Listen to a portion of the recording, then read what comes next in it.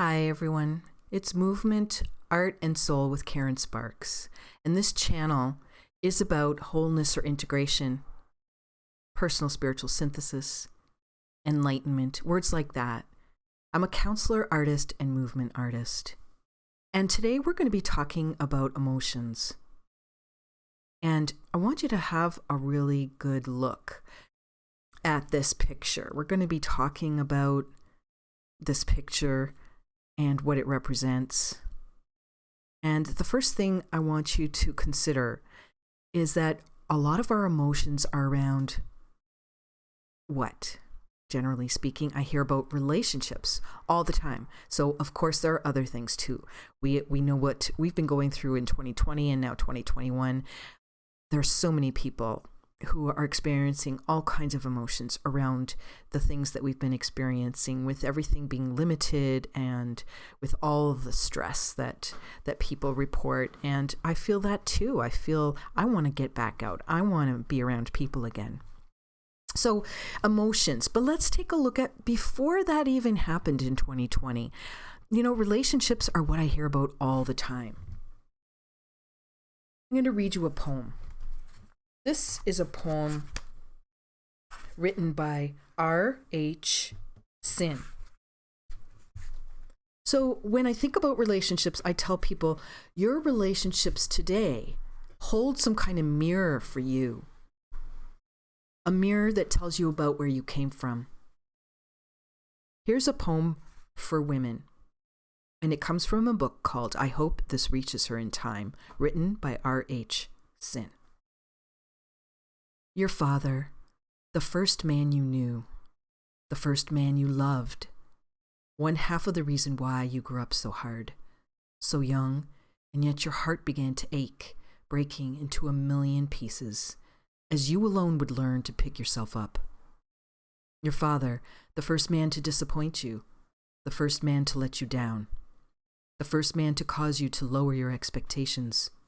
He loved you, yes, but I guess not enough to protect you, while you loved him enough to look past his failures.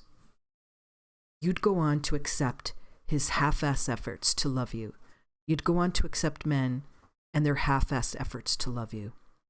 Your father, only present just enough for you to feel like you mattered. Your lovers, only present enough to fool you into thinking they cared. I used to wonder to myself, how could you ever love a man who barely made an effort? But then I witnessed your father as he barely tried, and with tears in your eyes, you said you loved him. Your father taught you how to love men who reminded you of him. And the reason why I read that poem, and it's obviously for women, but if you happen to be a man listening to this channel, the same would go for you, likely more about your mother or a significant person of significance, female, in your life. You know, and that's the first thing to think about. When we think about our emotions, it's like taking one layer off at a time, digging, looking to see where do my reactions really come from? Where does this all lead to? And so you can take a look at the egret in this picture. That is a beautiful white crane. It's an egret. And that comes from my personal library, that photo there. And if you just take a look at the water, you can see a little bit of distortion in the water. And water represents our emotions, which is why I chose that picture. What we see and what is often different. So what we see does not always equal what is. And what I mean, what is? We have layers of distortions. So if we use the example of the father, for example, we can say, oh, but you know, I'm trying. He's trying. Or a relationship with a man if you're a woman, and just reverse it if you're a man. You know, we say to ourselves, this is just good enough, or this person's really trying, or I'm really trying. But what often happens is that we do have emotional reactions. So everybody's different with this. Some of us internalize it more. It can turn into things like depression, anxiety, panic attacks, nightmares, different things like that. But some of us are more verbal with it, where we get angry, we get riled up. Maybe we have a combination of things between sadness, grief, worry about our future, things like that. And it creates ripples of energy through our system. So if we take a look again at the picture, you can see some distortion there, right? And the distortion represents a number of different things. We're not really seeing clearly, meaning we don't really get why we're in these patterns that we're in, whether emotionally or in relationship or in family, and to be able to see more clearly, we need to dig. So we need to look into the mirrors, our relationships, whether they're with a boss, a coworker, a friend, a family member, relationships with a significant other. And you know what? There's so much going on these days with gender and everything else. Just take my words and use them in whatever manner works for you, okay? Because I'm talking in just the way that's comfortable for me. And I'm not 100% aware of the best way to come across in today's world, but I'm doing the best I can too.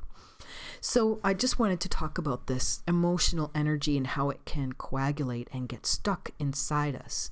And that this channel is about wholeness or integration, personal spiritual synthesis, enlightenment. One of the key things that we need to know about is that our emotions get in the way of us becoming more whole or integrating all the different parts of ourself or coming to a personal spiritual synthesis, being whole, enlightened.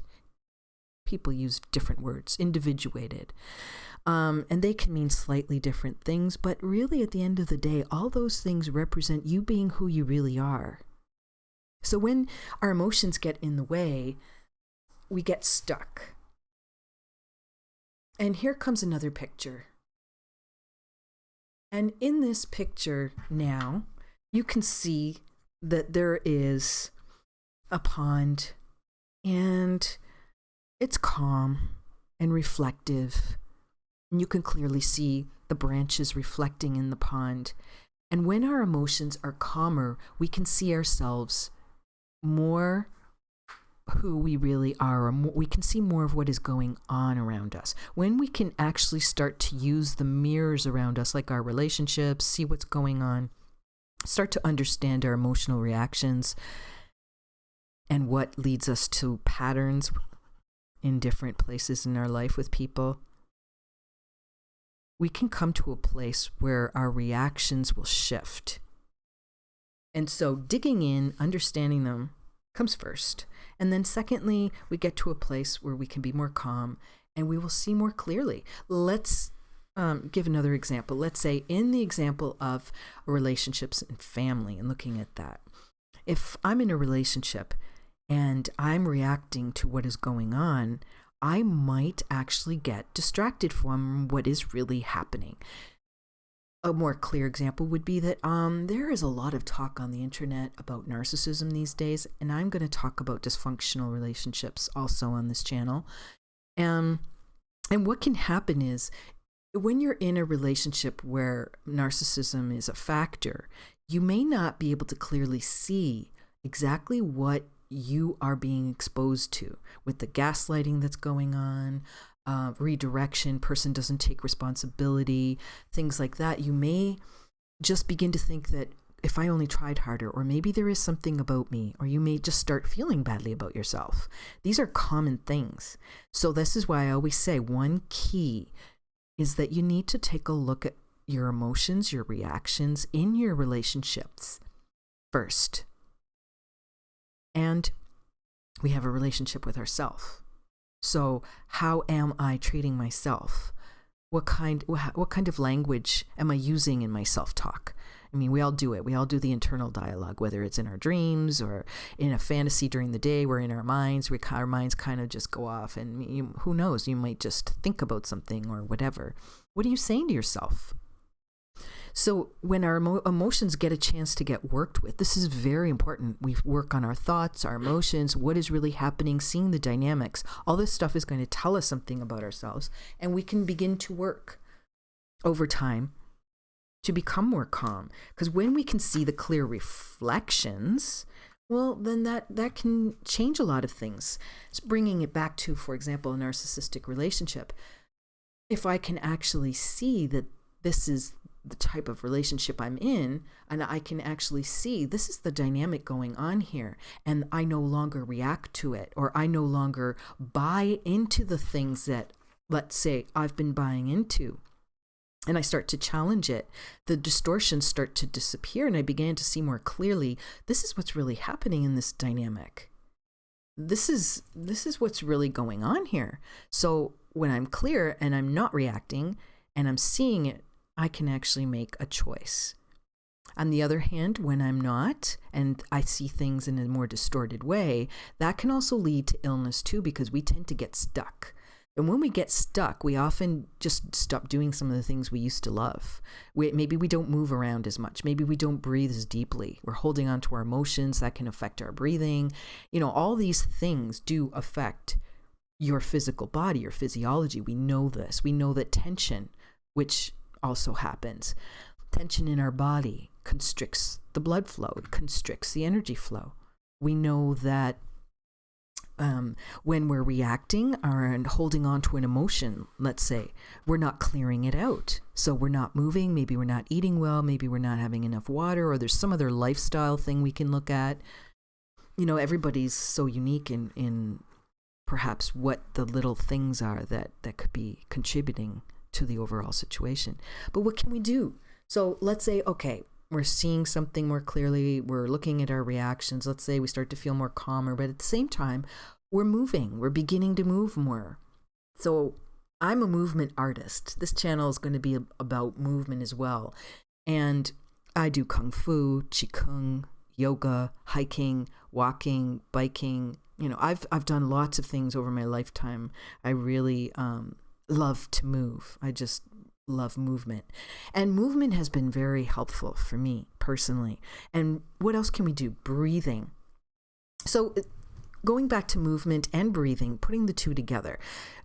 This is why I talk about Kung Fu, Qigong, yoga, things like Tai Chi, there's mixed martial arts these days. And I never took a mixed martial art class. I don't know if they focus a lot on particular types of breathing. But when I say breathing, yes, you want to breathe deeply, but there are certain breathing patterns that can help us to shift things that have been going on for a long time in our bodies.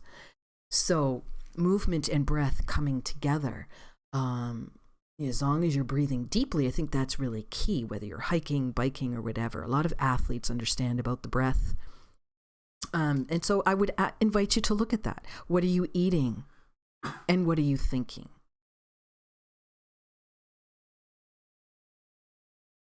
So again, that is just a little invite to take a look at emotions and to consider some of the things that I mentioned in here. I'm going to be talking more about our emotions, and in my next video, I'm also going to offer some things that you can do physically that come from acupressure, Jinshin Jutsu, which are also things that I've studied over time. So in the meantime, if you're not moving, think about getting moving. If you can get out to walk, let's say you have a dog or not, or you just can get out to walk. Hiking is a wonderful thing to do, or just walk around the block several times if that's what you feel to do. And if that's not something you're able to do, there is chair yoga. You can sit in a chair and learn to do Qigong as well. And I like to tell people, well, you know what? If you can't do something, what can you do? Ultimately, the breath is huge. And so breathing is so vital. Qigong, as they say, as I was taught, is what came first. I was working with a Tai Chi master for a while, and we were talking about what came first, this came first. And there's so many things out there and arguments about it. I don't really care which came first. But I think it's interesting that he said it's Qigong that was first, because breathing is first. So that's interesting. Whatever you can do. And I'm going to read to you some more words written by R.H. Sin I hope this reaches her in time to sort of conclude and give some of the thoughts that I believe it's a man who wrote this, if I recall correctly. And I think it's wonderful that he's writing this for women. Anyway, this is from later in his book, and I'm just going to read some of his words.